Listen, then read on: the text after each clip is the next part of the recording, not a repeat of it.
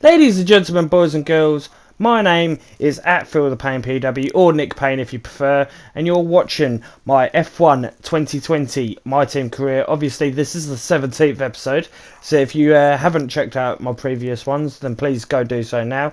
It was at the Singapore Grand Prix, the last one, at Marina Bay, and I actually had to take a mass grid penalty.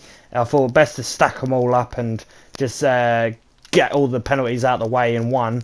But that did mean that we started dead last on the grid, and we had to actually work our way all the way through the crowd and get up as many places as possible and get some quick overtakes in. And as you can see, there was quite a few nice overtakes, especially this one round at turn 13 on Max Verstappen. I did make quite a few turn 13 overtakes, and then there was a safety car just as we were coming in to fit our second set of medium tyres on our two-stop strategy, which helped us out massively to get a P4 finish from dead last on the grid. So a great result for the team, and a driver of the day award for myself as well, which is fully deserved as well, considering we went from 22 to P4.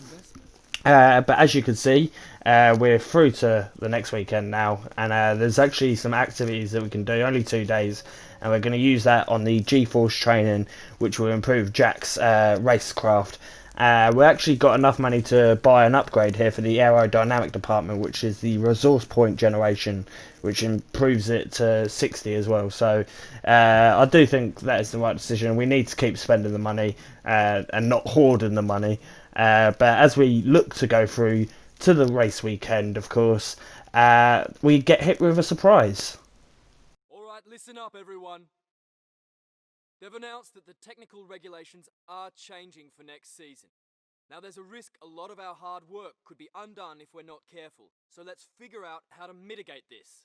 Drivers, take a look at the developments we have and let us know what you want to invest in protecting. Alright everyone, let's get on top of this. So as you can see there, we've actually been stung with a regulation change, and by God, I have absolutely been screwed there. All of my aero department, my aerodynamic department, which I've invested so heavily in the research and development, has been absolutely wiped out, and we're going to have to adapt to every single one of them being or needing adapting and to actually be updating once again before the end of the season.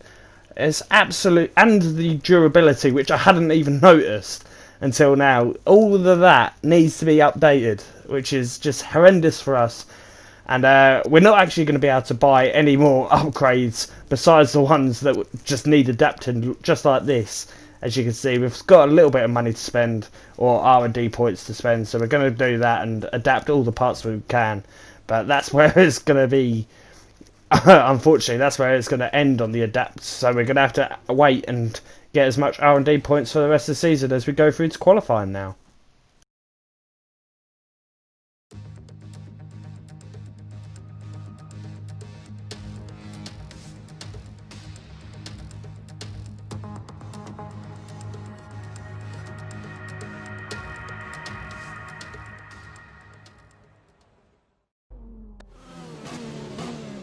As you can see, coming around the final corner at the SOCHI track, of course, it's an early finish start line at the just literally about a few meters round the final corner.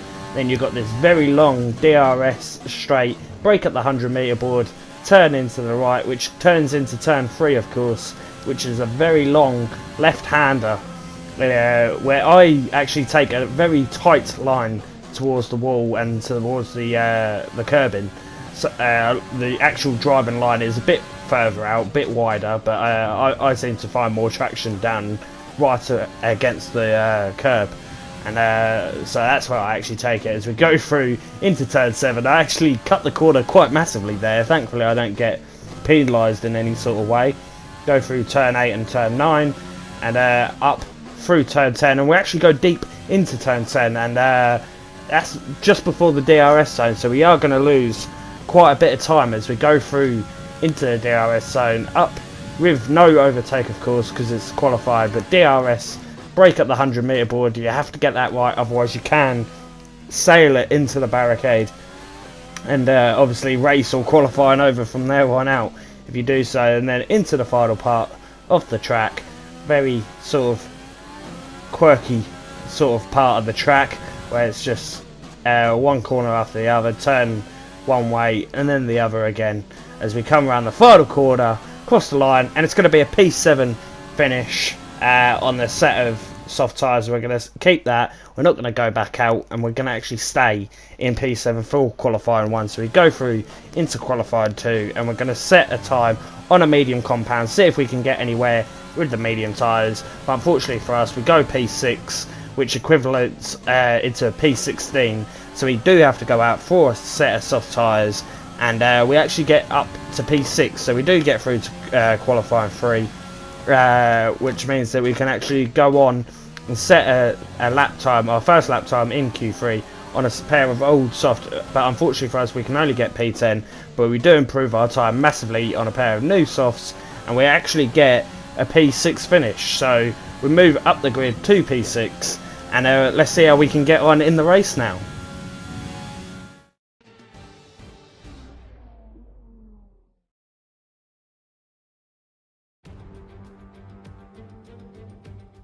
Welcome along then to Sochi and the Russian Grand Prix, one of 8 cities in the world to play host to both the Olympics and a Formula 1 race.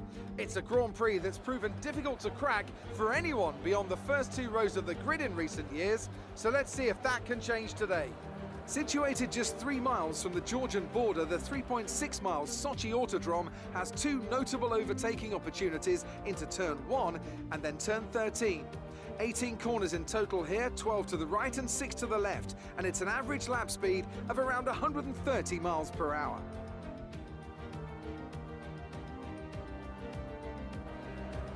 Anthony Davidson is alongside me as usual for the race today. Now, let's kick off our conversation with Alexander Albon. There's a new gearbox in the back of that car, which means a grid penalty, and hopefully some excitement as they make their way through the field. Fingers crossed that's one failure they won't have to worry about today at least. There's not much of a silver lining to starting down the field with a penalty, but I think they'll be able to make some of that back up over the course of the race. With the race minutes away from starting, here's what today's grid rundown looks like. Sebastian Vettel will start on pole.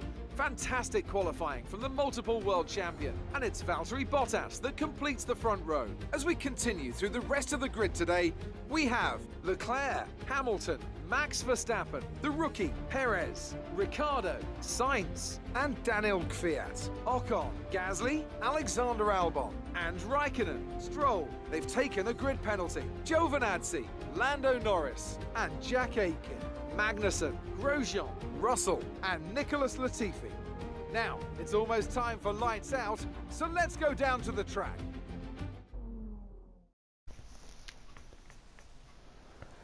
And as we start the race in P6, of course, and it's going to be a one-stop strategy from soft to medium.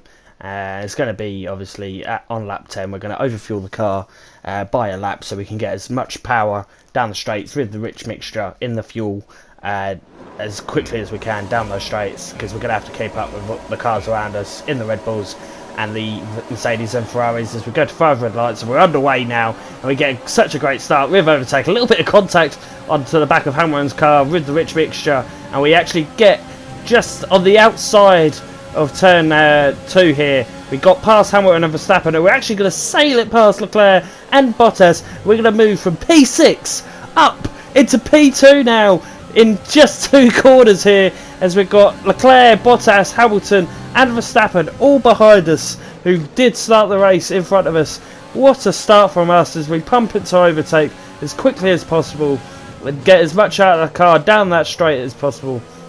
And we're up now into P2, but we've got Vettel still up ahead, who seems to be going very quickly with that clean air. And we're actually slow through turn 7, and we've got Bottas trying to sail it around the outside of turn 8, but unfortunately for him and thankfully for us, we do keep the lead of the Mercedes, and we've got Vettel up ahead still, and we're just going to use all of our rich mix, all of our overtake as much as possible through these straights, because we can't allow the Mercedes driver, the flying Finn behind us, to get any sort of breathing room to overtake us as we go through. And actually Vettel is pulling out such a huge gap now But thankfully for us, I do feel this car has improved a lot, because it's now involved a lot in the top 6. And now I think it's one of the best cars on the grid, to be honest. As we come around the final corner of lap 1, and we are going to be in P2 as we start pulling out a gap on Bottas now, as well as we're going to be P2 at the end of lap 1, and we're going to see if we can catch up to Vettel as quickly as possible. But at the moment he has pulled out such a gap, I do think it may be unlikely at this time, but we'll have to see.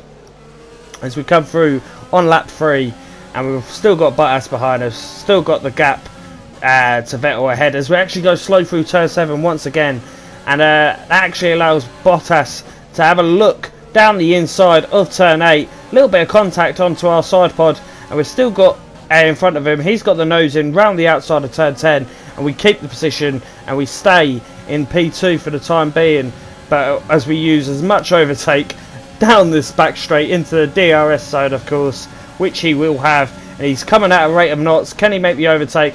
Unfortunately he has to brake before, otherwise he don't want to sail into that barricade. As we come through here on lap 6, and once again we've got Bottas directly behind us, he's not got away anywhere, and once again we're slow through turn 7, and we've got Bottas right on our tail, right on our gearbox, and we're slow through turn 8 once again, which allows him down on the inside, side by side with us, as we make contact with him now, down on the inside, and we actually squeeze him enough to the point where we can stay in front of Bottas for the time being here on lap 6. And as you can see, Leclerc has actually overtaken Bottas now, and so is Hamilton through those, as he was slow through there due to us squeezing him out.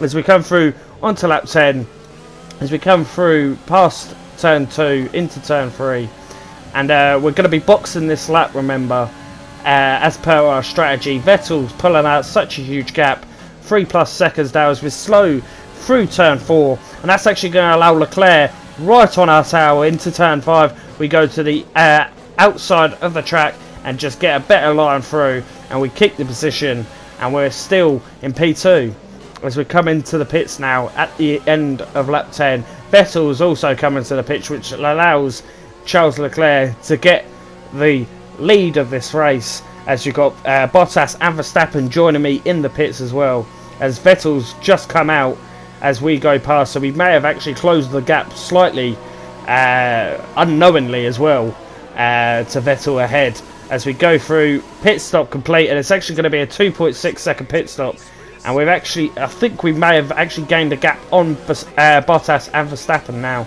behind us. As we come into the pits in P2, we're going to come out of the pits in the grand total position of P17, unfortunately, but I'm sure that will be short-lived, and we're going to get through, cut through the rest of the field. As we come through at the end of lap 11, of course, one lap after we pitted, and Jack's now coming into the pits, so that's one position we're actually going to gain, as we're on Magnussen's tail. And as you can see, there's Albon, Ricciardo, Kimi Raikkonen, Sainz, Perez, Hamilton and Leclerc all in the pits, as we're right on the tail of Magnussen. We try to send it round the outside, he gives us just enough room, he does think, he sort of brakes late and sort of does cut us off slightly, but we do make the position, and we're up another place now as we're on the tail, and Giovinazzi is now in the pits as well. As you can see, Vettel's pushing on, and you can see Norris, Stroll, Ocon, Kvyat are all in the pits as well, as we take back P2, and we're closing on Vettel, who has an issue with his car, remember, so we actually got the second, or gap down to under a second now. Can we fight on? Can we push on? Can we get this lead in this Russian Grand Prix here in Sochi? Can we do this? As you come through at lap 14, and we're right on Vettel's gearbox now, sniffing it out, and we're actually going to look to make a move here on the with a predator look on our prey in Sebastian Vettel, with DRS, with overtake, and it seems to be a very easy pass in the end on the 4-time world champion, as we go up into P1 now in this Russian Grand Prix, as we look to just pull away from Vettel now, and hopefully he can hold up Bottas behind, and hopefully we can get a good lead now. But unfortunately for us, as you can see, Bottas is right on our gearbox now, and we can resume our fight from what we had earlier, which was for P2 back then. As we come through on lap 17, Bottas still with us. Vettel's bogged down the order down to P4, unfortunately for him, due to that issue. And we're actually slow through turn 7 once again, but actually allows Bottas to come through, but he hits our back tyre and nearly spins off into the wall. Thankfully for him, he still is fighting, but unfortunately for us, he's still fighting to the point where he's still quite close to us. As we come through at lap 19 now, and we're slow through turn 4. Bottas is on our tail, and he's going to actually make the move here, but thankfully for us, Kimi Räikkönen up ahead, who's out of this Grand Prix, shows off the yellow flags and actually disavows any move that Bottas was thinking of making there.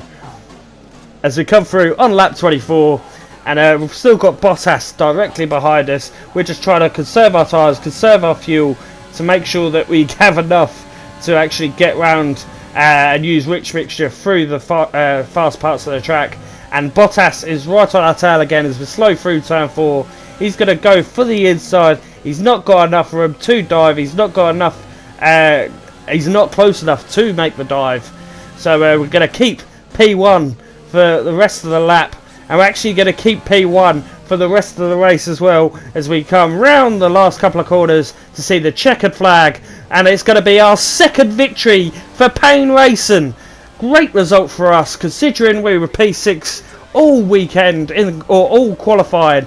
We couldn't really get any further than P6, but we get driver of the day, we get P1, and it's an all-round perfect weekend for us as we get the P1. There's a few disappointed faces up and down the pit wall after that one, but not here. They secured a phenomenal victory.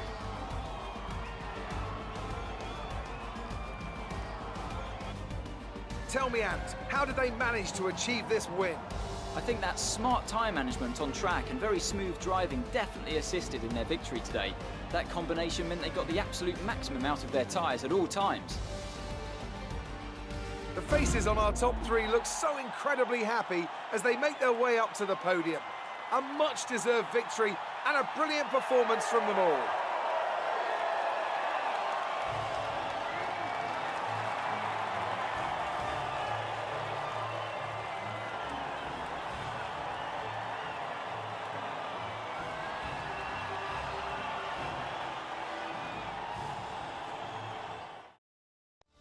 So let's review the updated. And as obviously we won the race, that's another 25 points for the World Drivers' Championship fight as we go from P6 to P1. So a great result for us. Unfortunately, it was a sort of a swap between myself and Vettel, who went from P1 to P5. So unfortunately for him, he does have that problem. But obviously good enough for us to take advantage of that problem, as Jack Aiken can only get a P17 finish for his efforts.